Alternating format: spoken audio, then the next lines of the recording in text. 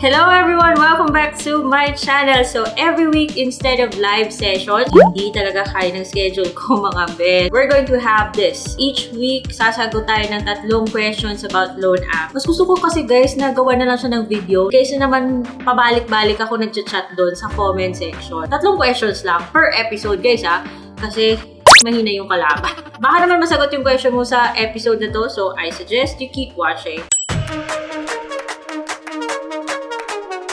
Dito sa channel, nagre-review po tayo. Bibigay po tayo ng first impression sa mga loan apps na download sa Google Play Store tsaka sa iOS. Siyempre, mabuti na yung nakikita nyo mga screenshots bago kayo mapadownload at magbigay ng mga personal information. Kasi may mga loan apps lang talaga na sobrang kaloka. So, please take note that my videos are not sponsored. It's based on my personal experience. So, hindi po ako agent, hindi ako nagpo-promote ng loan app, hindi rin ako financial advisor. Gusto ko lang mag-share ng experience ko sa mga loan apps na to para kayo ay decide kung okay ba yung loan app o hindi. For today, meron tayong 3 questions Let's start with question number 1 at ito ay nanggaling sa, ewan ko bakit dito sa YouTube, para minsan hindi lumalabas yung username.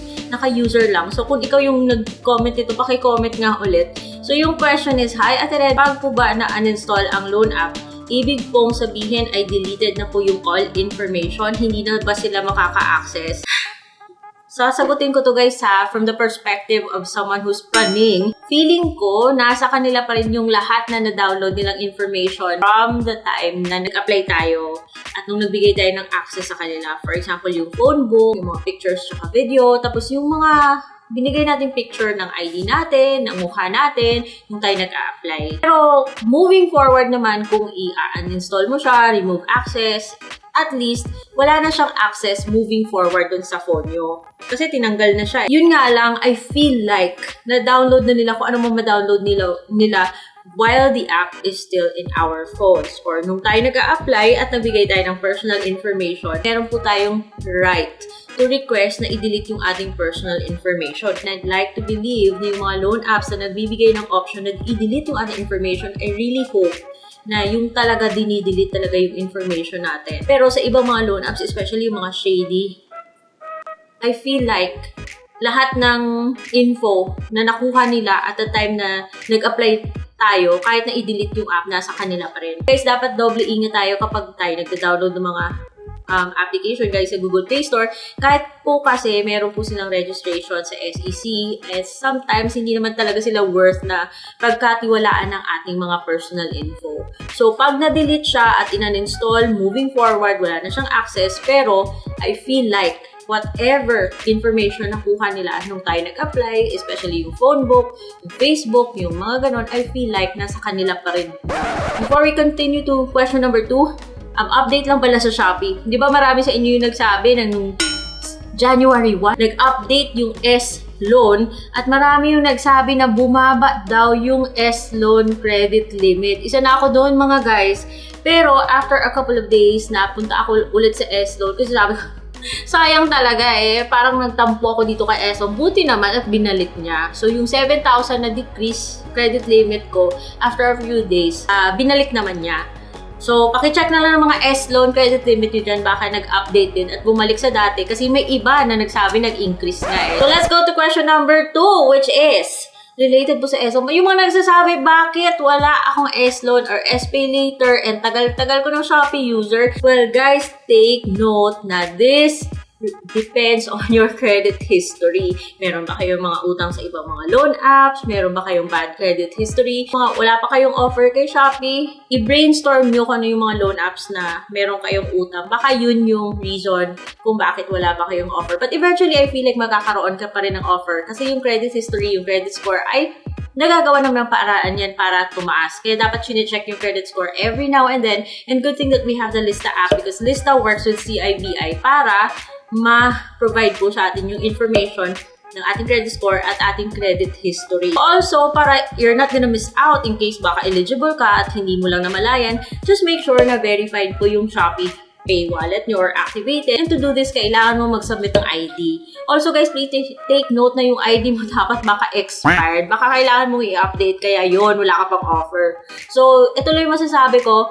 Kailangan updated yung information mo kay Shopee. Activated yung SPay wallet mo, and just make sure na wala kayong mga bad credit history para eventually magkakaroon kayo ng credit meron kayong S-loan at huwag na kayong masad, guys! Wala naman akong last pay later. Ano ba yan, Lazada? Kaya huwag kayong masad. Kasi kung meron ka ganito, wala kang ganito. And that's the same for other people. So now, let's go to our last but not the least na question. At ito naman ay galing sa isa nating reader. Hi! Pakisagot lang. Demanding yung kuya nyo. Paano po kung tawag sila ng tawag sa'yo kahit di ko tinuloy yung loan ko sa kanila? Ano po yung gagawin? Sadly, wala. Ito yung nakakainis.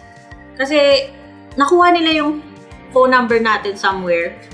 Sayang, ewan ko kung anong silbi ng SIM card verification na to. Ang dami pa rin lumulusot ng mga marketing ng kung ano-anong mga online gambling, mga loan apps, na yung talagang ang kulit at nakakairita. Kahit na ako nga, guys, every day, may tumatawag sa aking mga loan apps na sabi approve na daw yung loan ko. Nakakapagod kaya sabihin mo sa mga rep nila na hindi, I'm not interested. Pero parang yung rep nila minsan galit pa kasi sabi mo hindi ka interested. At the moment wala kang magagawa unless magpalit ka ng SIM. Pero ganun pa rin yun. Kahit na magpalit ka ng SIM, maaari ka pa rin i-contact ng marketing. Ang hiling ko sana is si SEC tsaka si NPC, meron silang tinatawag na DNC or do not call na requirement na pansin nyo dito, di ba? Sa mga text na pumapasok sa atin galing sa mga marketing department ng kung ano-ano mga loan app.